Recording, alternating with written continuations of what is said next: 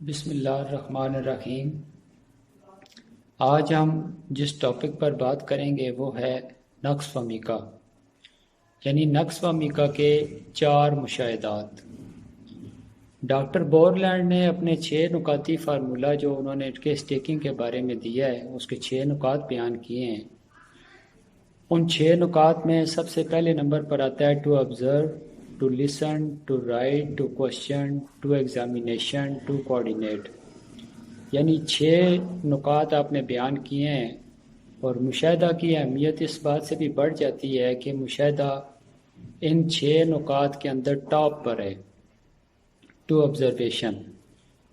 یعنی case taking کے دوران آبزرویشن یعنی مشاہدہ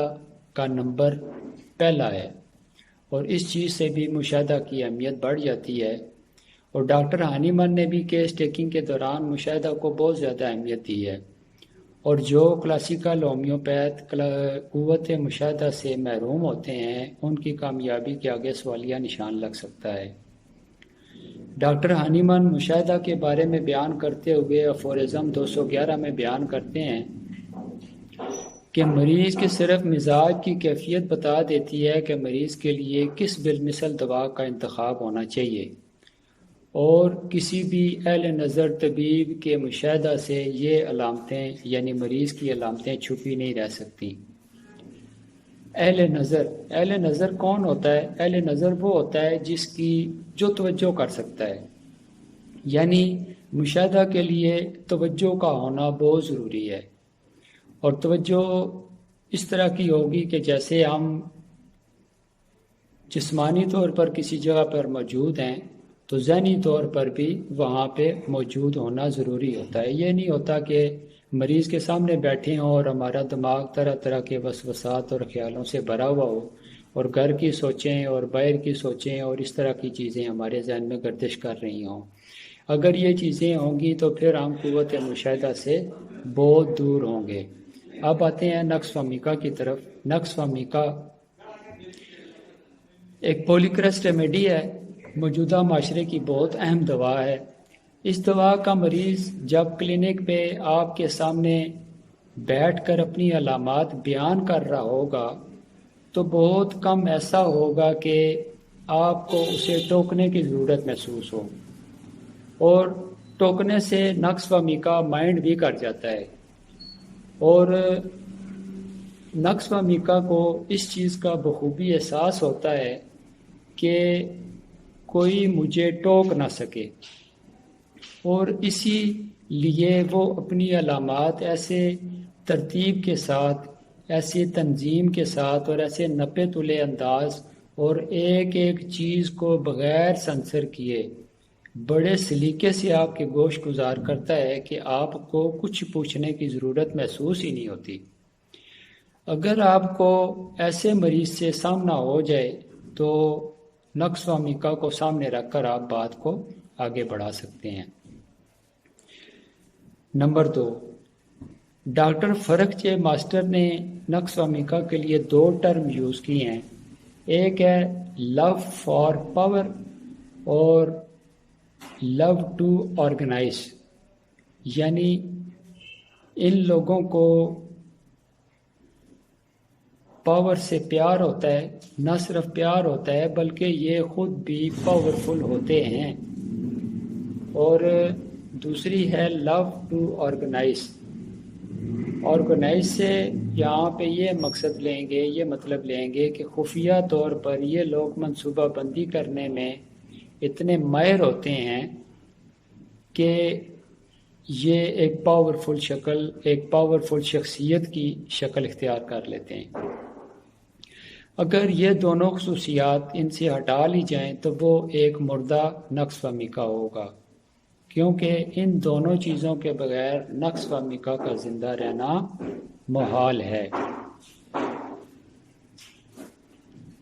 اب پاور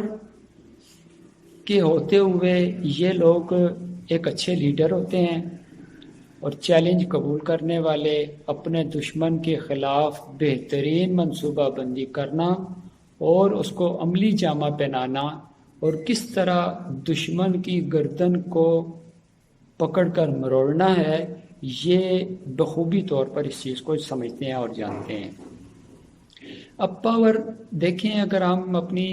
زندگی میں دیکھیں کہ پاور کن لوگوں کے پاس ہوتی ہے، پاور ان لوگوں کے پاس ہوتی ہے جو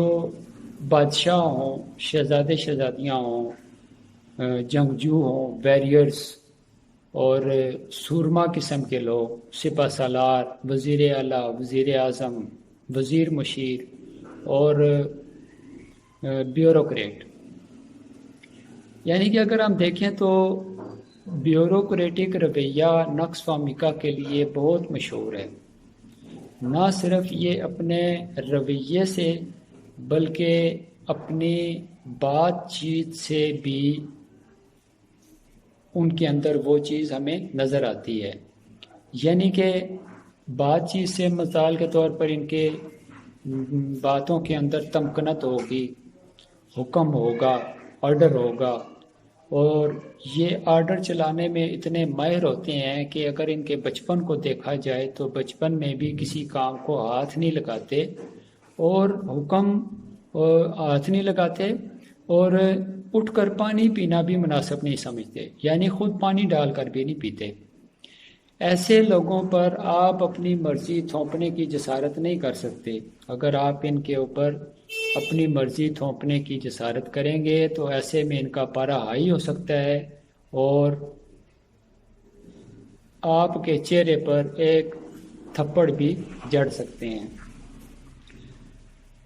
ان لوگوں کے مزاج کے خلاف کوئی بات قبول نہیں کرتے۔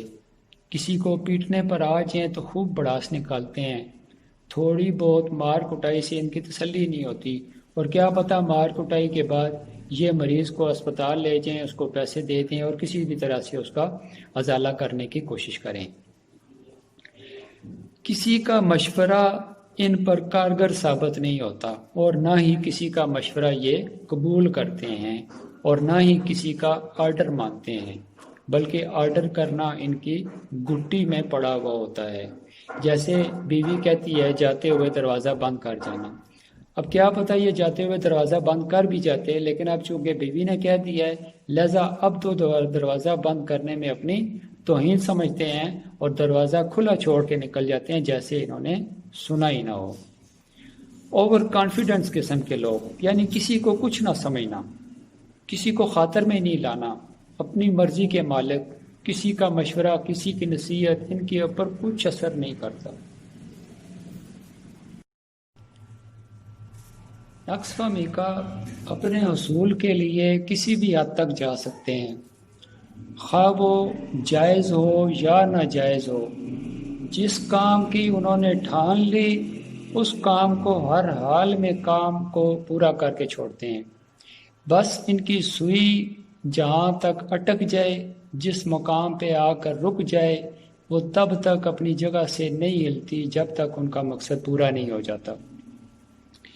جیسے ایک نقص فہمی کا بچہ جسے سائیکل چلانے کا شوق ہے، وہ اپنے گھر سے کسی کی سائیکل نکال کے باہر آ جاتا ہے اور وہ سائیکل چلانے کی کوشش کرتا ہے، گرتا ہے، پھر چلاتا ہے، پھر گرتا ہے، پھر چلاتا ہے، گوڑے گٹے چھیل لیتا ہے، لیکن وہ ہار نہیں مانتا اور آخر کار وہ سائیکل چلا کر ہی دم لیتا ہے۔ یعنی کہ ان کی منزل کی راہ میں جو بھی رکاوٹ آتی ہے، یہ اس رکاوٹ کو توڑ کر اپنی منزل تک پہنچنے کا حوصلہ رکھتے ہیں۔ لیکن ایک چیز اور ان میں پائی جاتی ہے کہ اگر کوئی لڑائی کے اندر یا جنگ کے دوران اپنے ہاتھ کھڑے کر دے، اپنی ہار تسلیم کر لے، تو نقص فہمی کا اس پر ہاتھ اٹھانا اپنی توہین سمجھتا ہے، اور چیلنج کرنا، مقابلہ بازی کا رجحان، اس طرح کی چیزیں نقص فہمی میں عام پائی جاتی ہیں۔ اس کی ایک مثال سے ہم اس چیز کو سمجھتے ہیں۔ ایک انگلش مووی ہے انڈسپیوٹڈ، جس کا ہیرو ہے اسکاٹ اٹکن، اور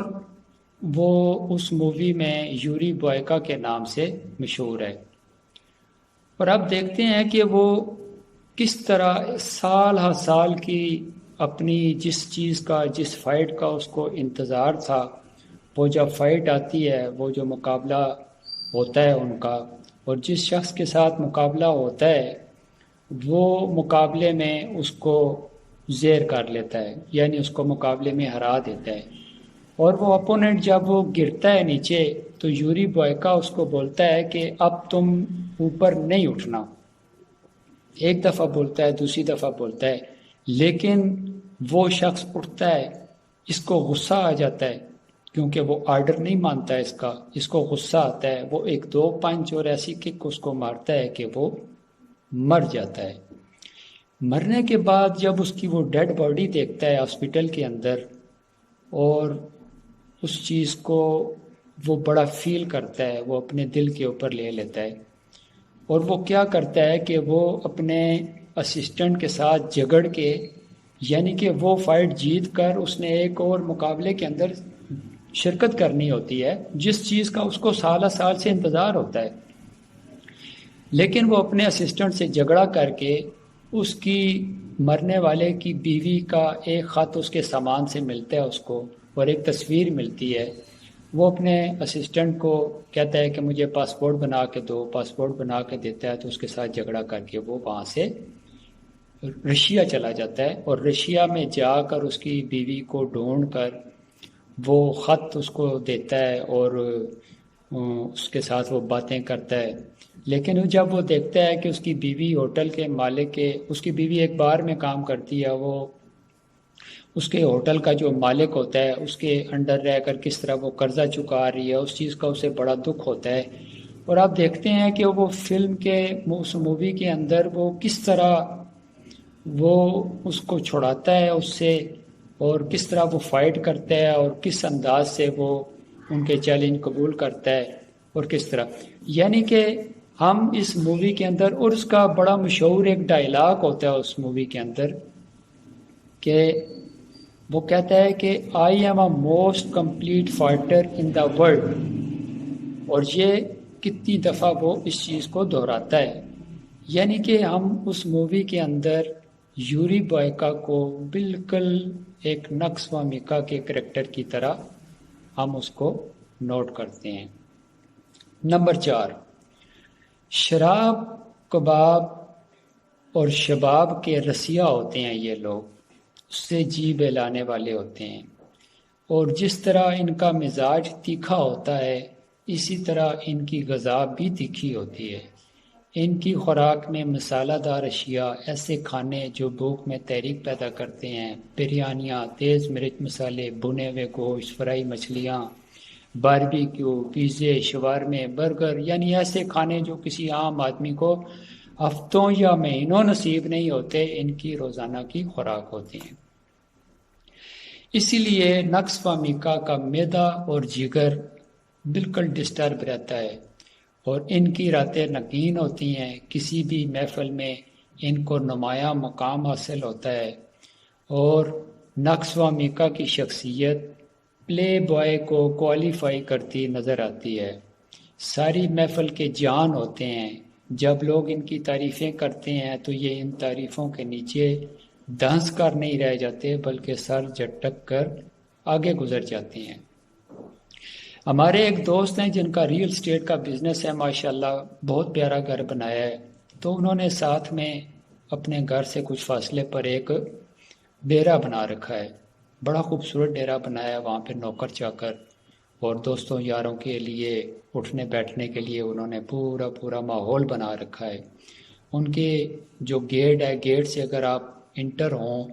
تو سامنے ایک سرسبز و شاداب لان ہے جہاں پر کرسیاں پڑی ہوئی ہیں، اور شام کے ٹائم محفلیں جمتی ہیں شراب اور کباب کی، دوست یار دور و نزدیک سے آتے ہیں، پھر ان کے آگے جو دوست یار ہیں وہ آتے ہیں، گپ شپ ہوتی ہے، تکہ بوٹی بنتی ہے، باربیکیو ہوتا ہے، ہنسی مذاق ہوتی ہے، یعنی کہ نقص و میکا پوری محفل کی جان ہوتے ہیں۔ تو دوستو ہم یہاں پہ اپنا لیکچر کو اختتام کریں گے۔ 4 پوائنٹس میں نے آپ سے وعدہ کیا تھا، 4 پوائنٹ بیان ہو گئے ہیں، تو انشاءاللہ پھر کسی ویڈیو میں ہم حاضر ہوں گے۔ السلام علیکم۔